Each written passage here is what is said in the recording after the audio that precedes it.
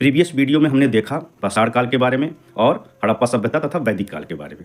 अब देखिए हम देखते हैं बौद्ध धर्म के बारे में। गौतम बुद्ध महावीर के समकालीन थे, बिल्कुल सही। गौतम बुद्ध का जन्म 563 ईसा पूर्व में शाक्य नामक क्षत्रिय कुल में कपिलवस्तु के निकट नेपाल के तराई में लुम्बिनी में हुआ था। तो ये बहुत महत्वपूर्ण फैक्ट है, इसको ध्यान रखिएगा। गौतम बुद्ध के पिता कपिलवस्तु के निर्वाचित राजा थे, यानी वहाँ पे गणतांत्रिक पद्धति थी और वे शाक्यों के प्रधान थे, शाक्य कुल के थे। और जो बुद्ध की माता थी महामाया, वो कौशल राजवंश की कन्या थी, तो और इनके पिता का नाम था शुद्धोदन। तो ये आप ध्यान रखेंगे। गौतम बुद्ध के जन्म के 7वें दिन ही उनकी माता का देहांत हो जाता है, जिसके कारण इनका पालन पोषण इनकी मौसी प्रजापति गौतमी ने किया। महात्मा बुद्ध का बचपन का नाम सिद्धार्थ था, ये आप ध्यान रखेंगे, कई बार एग्जाम में पूछ चुका है। 16 वर्ष की अवस्था में सिद्धार्थ का विवाह शाक्य कुल की कन्या यशोधरा से हुआ और जिससे इनका एकमात्र पुत्र राहुल की उत्पत्ति हुई। कि उन्होंने कुछ दृश्य देखे, जैसे बूढ़ा व्यक्ति देखा, मरा हुआ व्यक्ति देखा, बीमार व्यक्ति देखा। 4 दृश्य देखे मुख्यतः। एक बूढ़ा व्यक्ति देखा, दूसरा बीमार व्यक्ति देखा, तीसरा मृत व्यक्ति देखा और चौथा सन्यासी देखा। तो देखा कि सन्यासी बहुत खुश है, बाकी सन्यासी को छोड़ दिया जाए तो चारों तरफ दुख ही दुख है। तो वही उनके दर्शन का सार बना कि संसार में चारों तरफ दुख ही दुख है और मनुष्य का काम है उस दुख से मुक्ति पाना। 29 वर्ष की अवस्था में गौतम बुद्ध घर छोड़कर ज्ञान की तलाश में निकल पड़े। तो ध्यान रखिएगा, 29 वर्ष की अवस्था में उन्होंने घर छोड़ा था। 6 वर्ष तक भटकते रहने के बाद 35 वर्ष की उम्र में 6 साल वो ज्ञान की खोज में इधर उधर भटकते रहे। जब वो 35 को हो गए तब बोध गया में पीपल वृक्ष के नीचे उन्हें ज्ञान प्राप्त हुआ। निरंजना नदी, याद रखिएगा, निरंजना नदी के किनारे। गौतम बुद्ध के घर त्याग की घटना को बौद्ध धर्म में महाभिनिष्क्रमण कहा गया है। तो ये बहुत महत्वपूर्ण फैक्ट है, इसको आप ध्यान रखेंगे। ज्ञान प्राप्ति के बाद जब महात्मा बुद्ध को ज्ञान की प्राप्ति हो गई तो सर्वप्रथम जो उपदेश उन्होंने दिया था वो सारनाथ, यानी तब ऋषि पत्तनम कहा जाता था, बनारस के पास है। और यहाँ पे उन्होंने जो प्रथम उपदेश दिया उन्हीं ब्राह्मणों को दिया, 5 ब्राह्मणों को, जो उनका साथ छोड़ के पहले चले गए थे। जब उन्होंने पहला जो उपदेश दिया धर्म से संबंधित, उसे इतिहास में धर्म चक्र या परिवर्तन कहा गया है। ध्यान रखिएगा, बहुत महत्वपूर्ण फैक्ट है। महात्मा बुद्ध ने सर्वप्रथम तपस्सुक तथा भल्लिक नामक 2 शूद्रों को बौद्ध धर्म का अनुयायी बनाया, अपना शिष्य बनाया। ये बहुत महत्वपूर्ण फैक्ट है, कई बार पूछ चुका है, ध्यान दीजिएगा। बुद्ध के राजगृह पहुंचने पर, जब बुद्ध धर्म प्रचार करते करते राजगृह पहुंचे तो बिंबिसार ने उनका भव्य स्वागत किया तथा वेणुवन विहार दान में दिया। बिहार का मतलब होता है जहां बौद्ध भिक्षु रहते थे। तो ध्यान रखिएगा। ज्ञान प्राप्ति के 8वें वर्ष वे वैशाली के लिच्छवियों के यहाँ गए तथा वैशाली के लिच्छवी ने उन्हें वेगुलन विहार दान में दिया।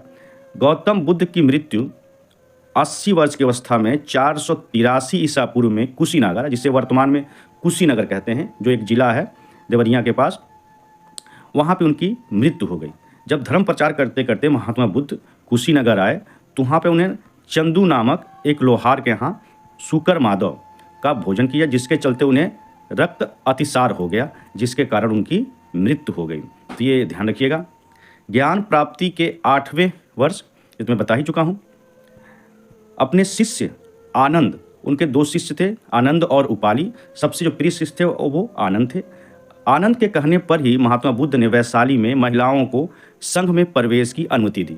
चूँकि शुरू में महात्मा बुद्ध महिलाओं को संघ में प्रवेश देने के खिलाफ थे, क्योंकि वो कहते थे कि इससे संघ भ्रष्ट हो जाएगा। लेकिन आनंद के अनुरोध पे वो तैयार हो गए और जो सबसे पहले जो महिला ने संघ में प्रवेश किया, जिनको अनुमति मिली, वो थी प्रजापति गौतमी, उनकी मौसी ही थी। तो उनकी मौसी पहली महिला भिक्षुणी थी। ध्यान रखिएगा। बुद्ध ने अपने जीवन के सर्वाधिक उपदेश कौशल राज्य की राजधानी श्रावस्ती में दिया। ये कई बार पूछ चुका था, क्योंकि कौशल राज्य से उनका ब्लड रिलेशन था।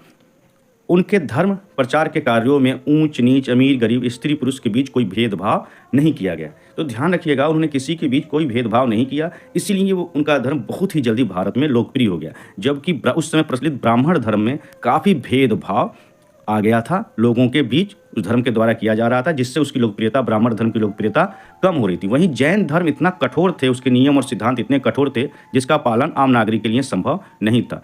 और यही कारण है कि इन धर्मों के बजाय लोगों ने बौद्ध धर्म को बहुत ज़्यादा मात्रा में अपनाया। अब देखते हैं बौद्ध संगीतियाँ। बौद्ध संगीतियाँ का मतलब होता है सम्मेलन, और ये धर्म बौद्ध धर्म के प्रचार के लिए बुद्ध के मरने के बाद हुई, जो मुख्यतः 4 है। जो प्रथम बौद्ध संगीति हुई वो राजगिरी, यानी बाद में यहीं पर पाटलिपुत्र की स्थापना होती है। पहले पाटलिपुत्र से पहले ये राजगिरी का क्षेत्र राजगिरी के नाम से जाना जाता है। तो राजगिरी के सप्तपर्णी गुफा में पहला बौद्ध संगीति हुआ लगभग 483 ईसा पूर्व में, और इसकी अध्यक्षता की थी महाकश्यप ने। जैसे उनकी मृत्यु होती है उसके बाद ये सम्मेलन हुआ। तो अध्यक्ष थे महाकश्यप, और उस समय शासक थे अजात शत्रु। ध्यान रखिएगा। तो इसमें से 3 फैक्ट बनते हैं सम्मेलन से। एक, किस स्थान पे हुआ था, दूसरा इसके अध्यक्ष कौन थे, और तीसरा उस समय शासक कौन था। तो ध्यान रखिएगा। इस जो पहला बौद्ध संगीति हुआ उसमें 2 पिटक लिखे गए। जो बौद्ध धर्म के प्राचीन ग्रंथ हैं उन्हें कहा जाता है त्रिपिटक, यानी 3 पुस्तकें महत्वपूर्ण हैं, जिनमें से 2 पुस्तकों की रचना, ग्रंथों की रचना प्रथम बौद्ध सम्मेलन में हुआ, विनय पिटक और सुत्त पिटक। द्वितीय बौद्ध संगीति यह वैशाली में हुई। यह इसकी अध्यक्षता सबक मीर ने किया था, सबक स्वामी ने, और इस शासन काल था काला शोक का। तो ये आप ध्यान रखिएगा। तृतीय बौद्ध संगीति जो हुई वो पाटलिपुत्र में हुई, और उस समय शासक थे सम्राट अशोक, और अध्यक्ष थे इस सम्मेलन के मोगलीपुत्र तीस। ये सबसे ज़्यादा पूछता है, ध्यान रखिएगा इस सम्मेलन के बारे में। और इस सम्मेलन में ही जो तीसरे सम्मेलन में है, त्रिपिटक का जो तीसरा पिटक है, तीसरा पुस्तक है अभिधम्म पिटक, जिसमें बौद्ध धर्म के उपदेश दिए गए हैं, जो दर्शन को उसमें लिखा गया है वो जोड़ा गया। चतुर्थ बौद्ध संगीति कश्मीर के कुंडल वन में हुआ, और इसके जो अध्यक्ष थे वसुमित्र बाद में, और अश्वघोष दे इसके उपाध्यक्ष थे, अश्वघोष। और ये शासन काल था कुषाण शासक कनिष्क का। तो ये अब ध्यान रखेंगे। और इसी सम्मेलन में फिर से बौद्ध धर्म का विभाजन हो गया, हीनयान तथा महायान। तो यहाँ हीनयान और महायान का विभाजन इस बात को लेकर, क्योंकि दोनों के सोच में काफ़ी अंतर था। हीनयान जहाँ रूढ़िवादी था, वो बौद्ध धर्म में कोई परिवर्तन नहीं चाहता था, वहीं महायान बौद्ध धर्म में समय के साथ परिवर्तन चाहता था। हीनयान महात्मा बुद्ध को इंसान मानते थे, जबकि महायान के अनुसार महात्मा बुद्ध ईश्वर थे। तो ये प्रमुख अंतर है, ध्यान रखिएगा। हीनयान भगवान बुद्ध को एक उपदेशक और धर्म के संस्थापक इंसान मानते थे, जबकि महायान भगवान बुद्ध को एक चमत्कारिक ईश्वर मानते थे। ये प्रमुख अंतर था। अब हम देखते हैं कुछ महत्वपूर्ण बौद्ध ग्रंथ तथा उनके रचना का। तो एक महत्वपूर्ण बौद्ध ग्रंथ है मिलिंद पन्हो, जिसमें मीनांडर और नागसेन के बीच संवाद लिखा गया है। तो इस ग्रंथ की रचना की थी नागसेन ने, ध्यान रखिएगा। बुद्धचरित, सौदरानंद, सारीपुत्र प्रकरण अश्वघोष ने लिखा था, बहुत ही महत्वपूर्ण है, अक्सर एग्जाम में आया करता है। माध्यमिका का कारिका जो है नागार्जुन ने लिखा है, नागार्जुन ने। तो ये ध्यान रखिएगा। अभिधम्म कोश वसुबंधु ने लिखा है। तो ये कुछ महत्वपूर्ण पुस्तकें थी जिसको हमने देखा। अब सवाल ये है कि बौद्ध धर्म इतना जल्दी ही ब्राह्मण और जैन धर्म की तुलना में लोकप्रिय क्यों हो गया? तो इसके कारण थे। पहला, बौद्ध धर्म एक सीधा साधा धर्म था। इसमें बहुत जो दार्शनिक बातें थी, जो जटिल बातें थी, जो ब्राह्मण धर्म में थी और जैन धर्म में थी, वो इसमें नहीं थी। बहुत ही सरल और सिंपल यह दर्शन था इसमें। यह दार्शनिक विवादों में नहीं फंसा। आत्मा क्या है, परमात्मा क्या है, इन बातों में नहीं फंसा। बस सिंपल बातें इस दर्शन में लिखा गया है। यह दूसरा कि यह जो बौद्ध धर्म है, इसने जो अपना उपदेश दिया वो आम लोगों की भाषा में दिया, और उस समय लोग पाली भाषा बोलते थे, उच्च लोग संस्कृत और प्राकृत बोलते थे। तो इसने आम लोगों की भाषा में उपदेश दिया। और साथ ही साथ चूँकि भगवान बुद्ध खुद एक राजवंश से संबंधित थे, तो उस जो समकालीन जितने भी राजा थे उन्होंने उनको संरक्षण प्राप्त किया। तो ये महत्वपूर्ण है। और सबसे बड़ी बात, इन्होंने सामाजिक समानता की बात की, भेदभाव की बात नहीं की, जिसके चलते लोगों ने इस धर्म को अपनाया। और सबसे बड़ी बात, बौद्ध धर्म काफ़ी फ्लेक्सिबल धर्म है। और सबसे बड़ी बात, बौद्ध धर्म एक लचीला धर्म था। इसने समय समय पर धर्म में काफ़ी परिवर्तन किए, और आम लोगों की सुविधा के अनुसार जो बातें आम लोगों को पसंद थी अपने धर्म में शामिल किया, जिससे चलते यह काफ़ी लोकप्रिय रहा। अब देखते हैं अन्य महत्वपूर्ण तत्व बौद्ध धर्म से। बुद्ध के प्रवचनों का संकलन सुत्त पिटक में बहुत ही महत्वपूर्ण है। जैसे हमने बताया था, त्रिपिटक में 3 पुस्तक थी। विनय पिटक में जो संघ के लिए नियम बने थे, आचरण के नियम बने थे। अभिधम्म पिटक में बौद्ध धर्म के सिद्धांतों को बताया कि बौद्ध धर्म कौन कौन सिद्धांत हैं। और सुत्त पिटक में जो है बुद्ध के प्रवचनों का संकलन है, ध्यान रखिएगा। नागार्जुन को भारत का आइंस्टीन कहा जाता है, क्योंकि इन्होंने सर्वप्रथम सापेक्षता का सिद्धांत दिया था। बौद्ध धर्म ग्रंथों के महान टीकाकार बुद्ध, घोष थे। तो उन्होंने बुद्ध घोष ने बौद्ध धर्म के ग्रंथों पे टीकाकार मतलब कमेंट लिखा था उन्होंने। बुद्ध के पूर्व जन्मों की कथाएं सुत्त पिटक में वर्णित हैं और बुद्ध के पूर्व जन्मों की कथाओं को जातक कथाएं कहा जाता है। सुत्त पिटक के अनुसार बुद्ध के पूर्व 84,000 जन्मों की कहानी जातक कथाओं में है। 84,000 जन्मों की कहानी, तो एक मिथोलॉजी है जो हमें मिलती है सुत्त पिटक में। बौद्ध धर्म का जो सबसे प्राचीन संप्रदाय था वो था थेरवाद। तो ये ध्यान रखिएगा, थेरवाद उसका सबसे प्राचीन संप्रदाय था। अब देखते हैं बौद्ध धर्म के समय कुछ अन्य संप्रदाय भी प्रचलित थे। वो कौन थे, उनके संस्थापक कौन थे? तो उस समय एक प्रमुख जो संप्रदाय था आजीवक संप्रदाय, जिसके संस्थापक थे मोखली गोसाल। पहले ये महावीर स्वामी के शिष्य थे, बाद में मतभेद होने पर वो अलग हो गए और आजीवक संप्रदाय की नींव डाली। आजीवक संप्रदाय एक नियतिवादी संप्रदाय था जो ये मानता था चाहे हम कुछ भी कर लें, जो होना होगा वही होगा, चाहे हम अच्छे कर्म करें चाहे बुरे कर्म करें, जो हमारे भाग्य में लिखा है वही होगा। तो यह एक नियतिवादी धर्म था, ध्यान रखिएगा।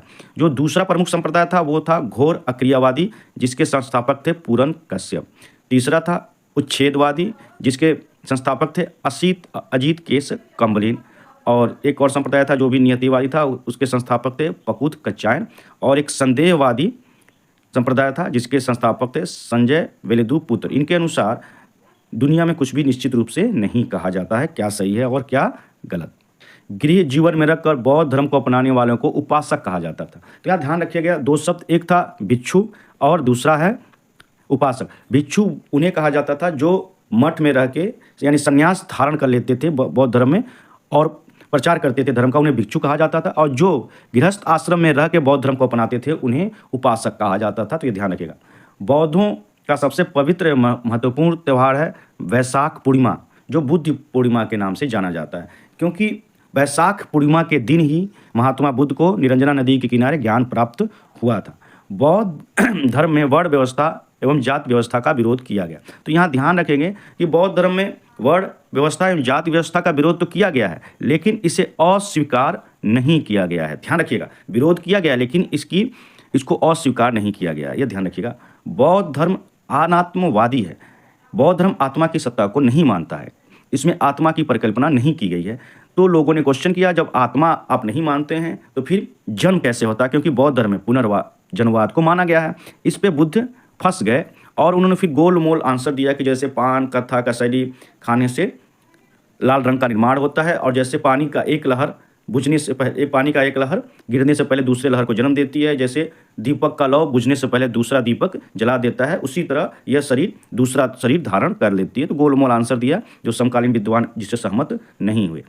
बौद्ध संघ में प्रविष्ट होने की प्रक्रिया को उपसंपदा कहा जाता था, यानी जो एडमिशन होता था उसको उपसंपदा कहा जाता था। बौद्ध संघ का संगठन गणतंत्र प्रणाली पर आधारित था, क्योंकि इसमें चुनाव वगैरह होता था बहुमत से। बुद्ध के पंचशील सिद्धांत का वर्णन सर्वप्रथम छांदोग उपनिषद में मिलता है। तो ये बहुत महत्वपूर्ण फैक्ट है, यूनिक फैक्ट है, तो ये ध्यान रखेंगे। गंधार शैली के अंतर्गत ही सर्वाधिक बुद्ध मूर्तियों का निर्माण किया गया। तो ध्यान रखेंगे, उस समय जो कला निर्माण की दो शैलियाँ प्रचलित थीं, एक था गंधार जिस पे यूनानी कला का प्रभाव था, दूसरा था शुद्ध देसी कला शैली जिसे कहते थे मथुरा। तो बुद्ध की पहली मूर्ति तो मथुरा शैली में बनी, पहली मूर्ति ध्यान रखिएगा, बुद्ध की पहली मूर्ति किस शैली में बनी, जो मथुरा शैली में। लेकिन सर्वाधिक जो बुद्ध की मूर्तियाँ मिली हैं वो मिली हैं गंधार शैली में। तो बहुत इंपॉर्टेंट कन्फ्यूजिंग फैक्टर, ध्यान रखिएगा। अब देखते हैं जो अक्सर एग्जाम में पूछता है, विशेषकर वनडे एग्जाम में, बुद्ध के जीवन से संबंधित बौद्ध धर्म के प्रतीक। तो उनके जन्म से संबंधित जो प्रतीक हैं वह है कमल एवं सांड। तो ध्यान रखिएगा, कमल और सांड उनके जन्म से जुड़े हुए प्रतीक हैं। गृह त्याग का प्रतीक है घोड़ा, क्योंकि वो अपने सारथी और कंथक और छन्नन के साथ ही उन्होंने गृह त्याग किया था। और ज्ञान प्राप्ति का जो प्रतीक है पीपल यानी बोधि वृक्ष, क्योंकि इनको निरंजना नदी के किनारे ही वो बोधि वृक्ष यानी पीपल वृक्ष के नीचे ज्ञान प्राप्त हुआ था। तो ये ध्यान रखेंगे। और निर्वाण का जो प्रतीक है वह है पद चिन्ह। तो ये कुछ चिन्ह है जो ध्यान रखिएगा, अक्सर पूछता है। गौतम बुद्ध को एशिया के ज्योति पुंज के तौर पर भी जाना जाता है, क्योंकि एक जो अंग्रेज जो राइटर थे उन्होंने गौतम बुद्ध के जीवन पर, जिनका नाम था एडविन ऑर्नाल्ड, उन्होंने लाइट ऑफ एशिया नामक एक पुस्तक की रचना की थी, जिसमें उन्होंने गौतम बुद्ध को एशिया का ज्योति पुंज कहा था। भूमि स्पर्श मुद्रा की सारनाथ की बुद्ध मूर्ति गुप्त काल से प्राप्त हुई है जो गुप्त काल से संबंधित है। भूमि स्पर्श करते हुए सारनाथ में एक मूर्ति मिली है। तो इतिहासकारों के अनुसार जब इनके जो थे ज्ञान, इनके जो थे तपस्या को भंग करने के लिए मार यानी कामदेव ने तरह तरह के प्रयोग किए, तो ऐसे में भगवान बुद्ध ने अपनी सुचिता और पवित्रता को बचाए रखने के लिए धरती का आह्वान किया। तो ये ध्यान रखिएगा, भूमि स्पर्श मुद्रा की जो मूर्ति मिली है सारनाथ से वह गुप्त काल की है। मैत्रेय को बौद्ध परंपरा में भावी बुद्ध कहा गया। तो ऐसा माना जाता है महात्मा बुद्ध के 10 अवतार हैं, जिसमें 9 अवतार हो चुके हैं और 10वां अवतार जो है अभी होना बाकी है। और 10वां अवतार है मैत्रेय, जो भावी बुद्ध हैं, जो अभी पैदा होंगे, अभी पैदा नहीं हुए हैं। बौद्ध धर्म के आरंभिक ग्रंथों को त्रिपिटक कहते हैं, तो हम बता चुके हैं, ये पाली भाषा में है। ये 3 है, विनय पिटक जिसमें बौद्ध धर्म के नियम है, सुत्त पिटक जिसमें बुद्ध के उपदेशों का संकलन है, और अभिधम्म पिटक जिसमें सिद्धांत वगैरह हैं बौद्ध धर्म के। ध्यान रखिएगा। तो ये थे बौद्ध धर्म से संबंधित महत्वपूर्ण फैक्ट्स। आइए अब देखते हैं जैन धर्म। जैन धर्म संस्कृत के जिन शब्द से बना है। जिन का अर्थ होता है विजेता, मतलब जिन्होंने अपने इंद्रियों पर विजय हासिल कर ली है उन्हें कहा जाता है जिन। जैन धर्मावलंबियों के अनुसार उनके सबसे महान धर्मादेष्टा महावीर स्वामी के पहले 23 आचार्य हुए जो तीर्थंकर कहलाते थे। तो ध्यान रखिएगा, जैन धर्म में जो सन्यासी थे वो तीर्थंकर कहलाते थे, और जैन धर्म में कुल 24 तीर्थंकर हुए। 24वें और अंतिम तीर्थंकर थे महावीर स्वामी, और पहले जो तीर्थंकर थे वो थे ऋषभ देव। तो ये ध्यान रखिएगा, ऋषभ देव या आदिनाथ कहते थे, तो ये ध्यान रखिएगा, इन्हें तीर्थंकर कहा जाता था। कुल 24 तीर्थंकर हुए जैन धर्म में। जैन धर्म की स्थापना का श्रेय प्रथम तीर्थंकर ऋषभ देव को दिया जाता है। ऋग्वेद में प्रथम तीर्थंकर ऋषभ देव तथा 22वें तीर्थंकर अरिष्टनेमि का उल्लेख है। तो ध्यान रखिएगा, ऋषभ देव और अरिष्टनेमि के नामों का उल्लेख है ऋग्वेद में। ध्यान रखिएगा। जैन धर्म के 23वें तीर्थंकर पार्श्वनाथ थे, जो काशी के इक्ष्वाकु वंशीय राजा अश्वसेन के पुत्र थे। ध्यान रखिएगा। इनका काल महावीर के समय से 2050 ईसा पूर्व माना जाता है। इनके अनुयायियों को निग्रंथ कहा जाता था। ये राज्य को छोड़कर सन्यासी बन गए थे, ये ध्यान रखिएगा। पार्श्वनाथ ने 4 महाव्रत का प्रतिपादन किया। 4 महाव्रत का प्रतिपादन किया जिसका पालन करने पर निर्वाण मिल सकता था लोगों को। वे थे सत्य, अहिंसा, अपरिग्रह मतलब कुछ भी इकट्ठा नहीं करना, और आस्ते चोरी नहीं करना। तो और 5वां महाव्रत महावीर स्वामी ने जोड़ा था ब्रह्मचर्य को, तो ये ध्यान रखिएगा। पार्श्वनाथ को झारखंड में, जो झारखंड प्रदेश है के गिरिडीह जिले में समेत पर्वत पर निर्वाण प्राप्त हुआ था, यानी ज्ञान प्राप्त हुआ था, कैवल्य प्राप्त हुआ था। जैन ग्रंथ में निर्वाण को कैवल्य कहा जाता था। ध्यान रखिएगा। हिंदू धर्म में मोक्ष कहा जाता था। तीनों शब्द समानार्थी हैं। जैन धर्म के वास्तविक संस्थापक 24वें अंतिम तीर्थंकर महावीर स्वामी थे। तो यद्यपि जैन धर्म की जो स्थापना की थी प्रथम तीर्थंकर ऋषभ देव ने की थी, लेकिन वास्तविक संस्थापक जो माना जाता है 24वें एवं अंतिम तीर्थंकर महावीर स्वामी की, क्योंकि महावीर स्वामी ने ही जैन धर्म को प्रसारित किया और लोकप्रिय बनाया, इसलिए इन्हें वास्तविक संस्थापक कहा जाता है। मान्यताओं के अनुसार महावीर स्वामी का जन्म 540 ईसा पूर्व में वैशाली के पास कुंडा ग्राम में हुआ था। तो ये आप ध्यान रखेंगे। महावीर स्वामी के पिता सिद्धार्थ क्षत्रिय कुल के प्रधान थे। ध्यान रखिएगा, सिद्धार्थ महावीर स्वामी के पिता का नाम है, जबकि महात्मा बुद्ध के बचपन का नाम सिद्धार्थ था। महावीर स्वामी की माता का नाम त्रिशला थी, जो लिच्छवी नरेश चेतक की बहन थी। ध्यान रखिएगा, चेतक एग्जाम में दे दिया था एक बार, चेतक की पुत्री। ध्यान रखिएगा, चेतक की बहन थी, तो ये आप ध्यान रखेंगे। इस प्रकार महावीर स्वामी के परिवार का संबंध मगध के राज परिवार से था। महावीर स्वामी की पत्नी का नाम यशोदा था। यशोदा से इनकी एक पुत्री की प्राप्ति हुई जिसका नाम प्रिय दर्शना था, और जिसका विवाह उन्होंने जमाली से किया। तो ध्यान रखिएगा, इनकी भी एक ही पुत्री थी। महात्मा बुद्ध का एक पुत्र था जिसका नाम था राहुल, और महावीर स्वामी की एक ही पुत्री थी जिसका नाम था प्रिय दर्शना, जिसका विवाह उन्होंने जमाली से किया। जमाली जो उनका दामाद था वही उनका पहला शिष्य भी था, ये आप याद रखेंगे। महावीर स्वामी ने घर को 30 वर्ष की अवस्था में छोड़ा। ध्यान रखिएगा, जबकि महात्मा बुद्ध ने 29 वर्ष की अवस्था में घर को छोड़ा। 12 वर्ष की लगातार कठोर तपस्या करने के बाद, यानी जब 42 के हो गए, तब उनको जुम्बिका ग्राम के समीप ऋजुपालिका नदी के नीचे साल वृक्ष के नीचे उनको ज्ञान प्राप्त हुआ, जिसे जैन धर्म में कैवल्य कहा गया, जबकि बौद्ध धर्म में इसे निर्वाण कहा गया। और ध्यान रखिएगा, महावीर स्वामी को 12 वर्ष लगे ज्ञान प्राप्त करने में, जबकि महात्मा बुद्ध को मात्र 6 साल लगे। तो ये जुम्बिका ग्राम के समीप ऋजुपालका नदी के किनारे साल वृक्ष के, और महात्मा बुद्ध को तो आप ध्यान बोध गया में निरंजना नदी किनारे और पीपल वृक्ष के नीचे। तो ये ध्यान रखिएगा। कैवल प्राप्त हो जाने के बाद महावीर स्वामी जिन कहलाए और उनके अनुयायी जैन कहलाए, क्योंकि जब उनको ज्ञान प्राप्त हो, ज्ञान प्राप्त का मतलब उनको अपनी सारी इंद्रियों पे कंट्रोल हो गया, अपने माइंड पे कंट्रोल हो गया। तो ये है महावीर स्वामी और जैन धर्म। महावीर स्वामी की मृत्यु राजगिरी के पास पावापुरी था, वहाँ पे हुआ था 72 वर्ष की अवस्था में 468 ईसा पूर्व में। महावीर स्वामी ने अपने जीवन काल में ही एक संघ की स्थापना की, जिसमें 11 अनुयायी सम्मिलित थे जो गणधर कहलाते। तो ध्यान रखिएगा, महावीर स्वामी ने एक संघ की स्थापना की जिसमें उनके 11 शिष्य थे और उन्हें गणधर कहा जाता था। जैन धर्म पुनर्जन्मवाद एवं कर्मवाद में विश्वास करता है। जैन धर्म के अनुसार कर्म फल ही जन्म तथा मृत्यु का कारण है। तो ये ध्यान रखिएगा, बौद्ध धर्म भी और ब्राह्मण धर्म भी पुनर्जन्मवाद और कर्मवाद में विश्वास करते हैं। जैसा आप कर्म करेंगे तो कर्म फल भोगने के लिए आपको जन्म लेना पड़ेगा, और फिर आप कर्म करेंगे, फिर आपकी मृत्यु हो जाएगी, फिर आप उस जो कर्म किए उसको कर्म फल भोगने के लिए जन्म लेंगे, फिर कर्म करेंगे, फिर मृत्यु होगी, उसके बाद फिर तो ये चक्र अनवरत चलता रहेगा और आप जन्म मृत्यु के चक्र में फंसे रहेंगे। तो ये सेम सिद्धांत जैनों ने दिया और वही सिद्धांत महात्मा बुद्ध ने भी दिया था, तो काफ़ी समानता थी।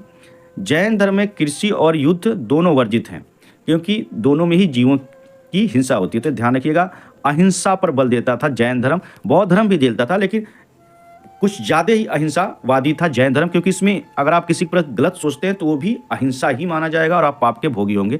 तो बौद्ध धर्म की तुलना में ये ज़्यादा अहिंसा पर बल देता है, और महात्मा गांधी ने जो अहिंसा का सिद्धांत लिया वो जैनों से ही लिया। शुरुआत में जैन धर्म में मूर्ति पूजा का प्रचलन नहीं था, किंतु बाद में महावीर सहित सभी पूर्व तीर्थंकरों की पूजा आरंभ हो गई। जैसा कि हम देखते हैं, शुरू में बौद्ध धर्म में मूर्ति पूजा का प्रचलन नहीं था, लेकिन बाद में महायानियों ने महात्मा बुद्ध की भगवान के रूप में पूजा कर दी। तो ये तो किसी भी संस्था में होता है, जैसे पैगंबर मोहम्मद साहब, उनको भी जो कि एक साधारण इंसान थे, उनको भी बाद में भगवान मान लिया गया। ईसा मसीह वो भी एक साधारण इंसान थे, लेकिन बाद में उनको भी, तो ये नेचर होता है किसी भी धर्म का, जो संस्थापक होता है उसको भगवान का दर्जा लोग दे देते हैं, फिर उसके चलते शोषण और कमाई करते हैं। तो ये एक पैटर्न है। जैन धर्म की शिक्षाएं, तो आइए देखते हैं जैन धर्म की क्या क्या शिक्षाएं थी। तो जैन धर्म पंच महाव्रत पर बल देता है, जिसमें प्रमुख है अहिंसा, यानी जीव की हत्या नहीं करना या किसी के प्रति अग्रेसिव होकर नहीं सोचना, सत्य सदा सत्य बोलना, अप्रग्रह संपत्ति इकट्ठा न करना, आस्ते चोरी नहीं करना, और ब्रह्मचर्य का मतलब यहाँ है अपने इंद्रियों को वश में रखना, जो हमारे सेंसर जिन पे कंट्रोल करना, यानी मन के कंट्रोल में नहीं रहना। तो हम आपको बताते हैं कि पार्श्वनाथ ने तो इन 4 महाव्रतों को पहले ही जोड़ा था और अंतिम महाव्रत को जोड़ा महावीर स्वामी ने। ये बहुत ही एग्जाम में पूछता है, ध्यान रखिएगा। उपयुक्त 5 महाव्रतों में 4 पार्श्वनाथ ने दिए थे, जबकि 5वां महाव्रत जो ब्रह्मचर्य महावीर स्वामी ने जोड़ा था, बहुत महत्वपूर्ण है, ध्यान रखिएगा। अब देखते हैं जो तीर्थंकर थे उनके साथ कुछ प्रतीक भी जुड़ा हुआ था, जो एग्जाम में पूछता है, जो महत्वपूर्ण है, उनको देखते हैं। ऋषभ देव जो संस्थापक थे जैन धर्म के, यानी उन्हें आदिनाथ भी कहते थे, उनका प्रतीक चिन्ह है ऋषभ मतलब बैल, और शांतिनाथ उनका प्रतीक चिन्ह है हिरण। पार्श्वनाथ जो 23वें तीर्थंकर थे पार्श्वनाथ, उनका है सर्प, और महावीर स्वामी का है सिंह, ध्यान रखिएगा, सर्प, सिंह और वृषभ, ये काफ़ी तीनों पूछ चुके हैं। अरिष्टनेमी का जो है वो शंख है, और संभवनाथ का है अश्व, घोड़ा। अब देखते हैं जैन संगीतियों की, जैन सम्मेलनों की। बौद्ध धर्म की तरह इनके भी जैन सम्मेलन हुए जैन धर्म के प्रचार प्रसार के लिए। तो जो पहला जैन संगीति था वो 300 ईसा पूर्व में पाटलिपुत्र में हुआ था, और इसकी अध्यक्षता स्थूल भद्र ने की थी। श्वेतांबर संप्रदाय के संस्थापक स्थूल भद्र ने किया था। इस सम्मेलन में जो जैन धर्म के जो बिखरे लुप्त ग्रंथ थे इनको इकट्ठा किया गया। अब 12 अंगों का संकलन तथा जैन धर्म के 2 संप्रदाय श्वेतांबर तथा दिगंबर में विभाजन हुआ। इस सम्मेलन में जो ग्रंथ थे जो बिखर गए थे, उनको इकट्ठा करके 12 अंगों का में संकलन किया गया, और इस सम्मेलन में जैन धर्म का विभाजन हो गया श्वेतांबर तथा दिगंबर में। श्वेतांबर के जो नेतृत्वकर्ता थे स्थूल भद्र थे, और दिगंबर के जो नेतृत्वकर्ता थे भद्र बाहु थे, ध्यान रखिएगा। और ये दक्षिण भारत चले गए थे, और इन्हीं के साथ चंद्रगुप्त मौर्य भी चला गया था, और श्रवण वेल गोला में उसने संलेखन पद्धति यानी भूखे रह के अपने शरीर को त्याग दिया था चंद्रगुप्त मौर्य ने, ये ध्यान रखिएगा। द्वितीय जैन संगीति 513 ईस्वी में वल्लभी गुजरात में हुआ। तो ये पूछता है, पहले ही बता चुका हूँ, जो सम्मेलन है उस समय नहीं पूछता है, बस ये पूछता है किस स्थान पे हुए और उसके अध्यक्ष कौन थे, और उसमें कुछ आउटपुट निकला तो वो पूछ देता है, कुछ परिणाम निकले। तो इस सम्मेलन के अध्यक्ष थे क्षमा श्रवण, तो ध्यान रखिएगा, देवार्थी क्षमा श्रवण। तो 2 ही महत्वपूर्ण बौद्ध संगीतियाँ हुई थी, बौद्ध धर्म में 4 हुई थी, ध्यान रखिएगा। अब देखते हैं महत्वपूर्ण तथ्य जो बौद्ध और जैन धर्म से जुड़े हुए हैं। बौद्ध धर्म की तरह जैन धर्म भी वर्ण व्यवस्था को स्वीकार नहीं किया। तो यहाँ पे थोड़ा सा कन्फ्यूजन है, पूरी तरह नहीं किया, लेकिन आंशिक रूप से वर्ण व्यवस्था और जाति व्यवस्था को इन्होंने स्वीकार कर लिया था, क्योंकि कुछ शिल्पों को इन्होंने निम्न माना था, कुछ शिल्पों को अच्छा माना था। जैन धर्म पुनर्जन्मवाद एवं कर्मवाद में विश्वास करता है। हाँ, बिल्कुल सही, क्योंकि ये आत्मा की सत्ता में विश्वास करता है। जैन धर्म आत्मवादी दर्शन है, तो अगर आत्मा है तो पुनर्जन्म तो होगा ही, और पुनर्जन्म होगा कर्म करने के अनुसार, यानी कर्म फल के कारण। तो अगर आप पुनर्जन्म को स्वीकार करते हैं, कोई भी दर्शन हो, यह एक रूल है, सिद्धांत है, तो आपको कर्मवाद को भी स्वीकार करना होगा और आपको आत्मा की सत्ता को स्वीकार करना होगा। लेकिन बौद्ध धर्म, भगवान बुद्ध यहीं पर आकर फंस गए। उन्होंने पुनर्जन्मवाद को स्वीकार किया और कर्मवाद को भी स्वीकार किया, लेकिन आत्मा को गलती से उन्होंने अस्वीकार कर दिया, फिर वो फंस गए और जिसका जवाब वो स्पष्ट रूप से कभी नहीं दे पाए। तो यही एक सबसे बड़ी भूल मानी जाती है भगवान बुद्ध की। महावीर स्वामी के अनुसार पूर्व जन्म में अर्जित पुण्य एवं पाप के अनुसार ही किसी का जन्म उच्च एवं निम्न कुल में होता है। तो यानी ये कर्मवाद की बात करते हैं, और कर्मवाद एक प्रकार से समाज में बैलेंस लाने के लिए, समाज में सामंजस्य स्थापित करने के लिए हुआ, ताकि अमीर और गरीब आपस में न लड़ें। जो गरीब लोग हैं वो ये सोच के काम करते रहें ताकि इस जन्म में अच्छा करेंगे तो अगले जन्म में हम राजा या महाराजा का जन्म पाएंगे, ताकि समाज में शांति स्थापित रहे, विद्रोह वगैरह न हो। तो इस थ्योरी ने भारत में इतना महत्वपूर्ण काम किया कि भारत में कभी सिविल वार की हम उल्लेख नहीं पाते हैं, जबकि यूरोप में सिविल वार भरा पड़ा है। तो हमारे दर्शन के कारण लोगों में कभी आक्रोश नहीं फूटा आज तक। भद्रबाहु एवं उनके अनुयायियों को दिगंबर कहा जाता है, ये दक्षिण के जैनी कहलाए। स्थलबाहु एवं उनके अनुयायियों को श्वेतांबर कहा। उत्तर भारत में जैन धर्म के 2 प्रमुख केंद्र थे, उज्जैन एवं मथुरा। बहुत ही इंपॉर्टेंट फैक्ट है, एग्जाम में कई बार पूछा है, तो ध्यान दीजिएगा। जैन परंपरा के अनुसार अरिष्टनेमी को भागवत धर्म के वासुदेव कृष्ण के समकालीन बताया जाता है। यानी जो अरिष्टनेमी थे और जो हिंदू धर्म के भगवान कृष्ण हैं, वो दोनों समकालीन थे। जैन धर्म में कर्म फल से छुटकारा पाने के लिए त्रिरत्न को आवश्यक बताया है। यानी जब हम कर्म फल से छुटकारा पा जाएंगे तभी हम जीवन और मृत्यु के चक्र से छुटकारा पाएंगे। और जब हम जीवन और मृत्यु के चक्र को ब्रेक कर देंगे, यानी हमारा अब जन्म नहीं होगा धरती पे, उसी को कैवल्य कहा गया है जैन धर्म में, और इसी को हिंदू धर्म में मोक्ष कहा गया है, और बौद्ध धर्म में निर्वाण कहा गया है। यानी जन्म मृत्यु चक्र से मुक्ति पाने को ही मोक्ष, कैवल्य और निर्वाण कहा गया है। और जैन धर्म के अनुसार, जैसे बौद्ध धर्म के अनुसार अष्टांगिक मार्ग का पालन करना पड़ेगा, तो उसी तरह जैन धर्म के अनुसार यानी जन्म मृत्यु के चक्र से छुटकारा पाने के लिए त्रिरत्न, सत्य ज्ञान, सत्य आचरण, सत्य साधन, समाधि, इन 3 त्रिरत्नों का पालन करना पड़ेगा। महावीर स्वामी की मृत्यु के बाद जैन संघ का प्रथम अध्यक्ष शुद्ध वर्मन हुआ। ये बहुत महत्वपूर्ण है, अक्सर पूछता है कि जब महावीर स्वामी की मृत्यु हो गई तो जैन संघ का अध्यक्ष कौन हुआ, तो शुद्ध वर्मन, याद रखिएगा, बहुत महत्वपूर्ण फैक्ट है ये। और सबसे महत्वपूर्ण फैक्ट है कि जैन धर्म के जो ग्रंथ थे प्रारंभ में अर्धमागधी में लिखे गए, बाद में इसकी भाषा प्राकृत हो गई। और यहीं पर याद करिए कि जो बौद्ध धर्म थे वो पाली भाषा में लिखे गए थे। तो ध्यान रखिएगा, बौद्धों ने पाली भाषा में प्रचार किया और ग्रंथ लिखे, और जैनों ने अर्धमागधी तथा प्राकृत में। चंपा के शासक दधिवाहन की पुत्री चंदना महावीर की पहली महिला बिछड़ी थी। तो चंदना महावीर की पहली महिला बिछड़ी थी, याद रखिए। और महात्मा बुद्ध की पहली महिला बिछड़ी कौन थी, तो उनकी मौसी ही प्रजापति गौतम, याद रखिएगा। प्रथम जैन संगीति का दिगंबरों ने विरोध किया था, तो ये ध्यान रखिएगा। जैन साहित्य को आगम कहा जाता है, ध्यान रखिएगा, जैन साहित्य को आगम कहा जाता है, और बौद्धों वाले साहित्य को त्रिपिटक, तो आप देख ही चुके हैं। जैन ग्रंथों में सबसे महत्वपूर्ण है परिशिष्ट पर्व। जो परिशिष्ट पर्व है सबसे महत्वपूर्ण ग्रंथ है जैनों का।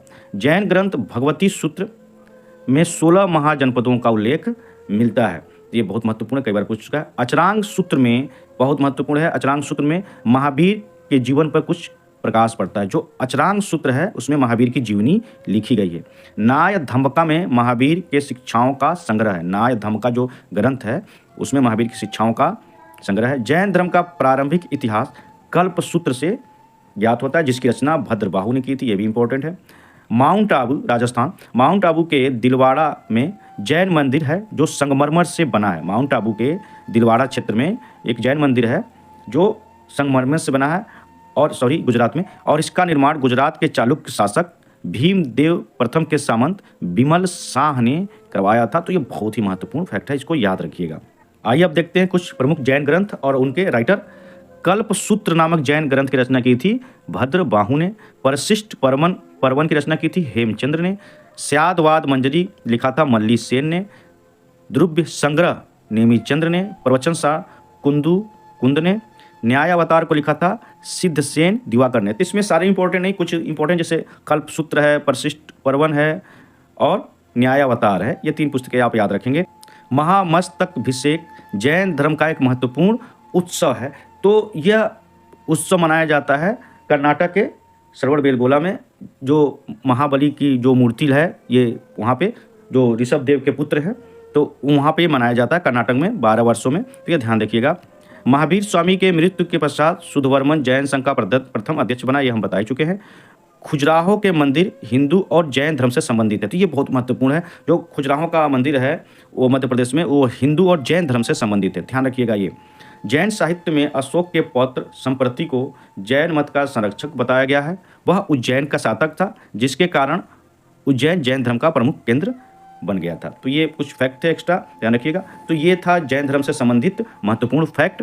आइए अब देखते हैं मौर्य वंश के बारे में। मौर्यों ने सर्वप्रथम मगध में साम्राज्य की स्थापना की थी। तो इस वंश का सबसे महान शासक था चंद्रगुप्त मौर्य, जो इस वंश का संस्थापक ही था। चंद्रगुप्त मौर्य चाणक्य की सहायता से अंतिम नंद वंशी शासक घनानंद को पराजित करके 322 ईसा पूर्व में मगध की राजगद्दी पर बैठा। तो ध्यान रखिएगा, इसने घनानंद को पराजित किया था 322 ईसा पूर्व में और मगध पर मौर्य वंश की नींव डाली। चंद्रगुप्त मौर्य के दरबार में सेल्यूकस का राजदूत मेगास्थनीज आया था। ये बहुत महत्वपूर्ण है और आईएएस से लेके हर एग्जाम में पूछा जाता है, तो इसको आप ध्यान में रखेंगे। सेल्यूकस को पराजित किया था इसने चंद्रगुप्त मौर्य ने, ध्यान रखिएगा। और उसका एक दूत मेगास्थनीज इसके दरबार में आया था। मेगास्थनीज ने इंडिका नामक, भारत में रहकर इंडिका नामक पुस्तक की रचना की थी। तो ये इसका पुस्तक है जो अक्सर एग्जाम में पूछता है। कौटिल्य ने, जिसे विष्णुगुप्त कहा जाता है, चाणक्य भी कहा जाता है, तो भारतीय राजनीति की पुस्तक अर्थशास्त्र की रचना की। ध्यान रखिएगा, नाम से तो ऐसा लग रहा है कि यह इकोनॉमिक्स की पुस्तक है, लेकिन यह इकोनॉमिक्स की पुस्तक नहीं है, यह पॉलिटिकल साइंस की पुस्तक है, यह भारतीय राजनीति की पुस्तक है। तो ये फैक्ट बहुत कंफ्यूजिंग है, ध्यान रखिएगा। चंद्रगुप्त मौर्य जैन धर्म को मानने वाला था, ये फैक्ट है, ये पूछता है। और चंद्रगुप्त मौर्य ने 298 ईसा पूर्व में संलेखना प्रथा द्वारा, तो ये जैनों में एक प्रथा होती थी कि जो भी जैन है अगर वो चाहे तो अपने शरीर भूखा रख के अपने शरीर को त्याग सकता है। तो चंद्रगुप्त मौर्य ने भी जो दक्षिण चले गए थे भद्रबाहु के साथ, और कर्नाटक में उन्होंने क्या कर दिया, श्रवणबेलगोला में शरीर त्याग दिया था। तो ये ध्यान रखिएगा। अब देखते हैं बिंदुसार। बिंदुसार चंद्रगुप्त मौर्य का पुत्र था जो 298 ईसा पूर्व में मगध की गद्दी पर बैठा।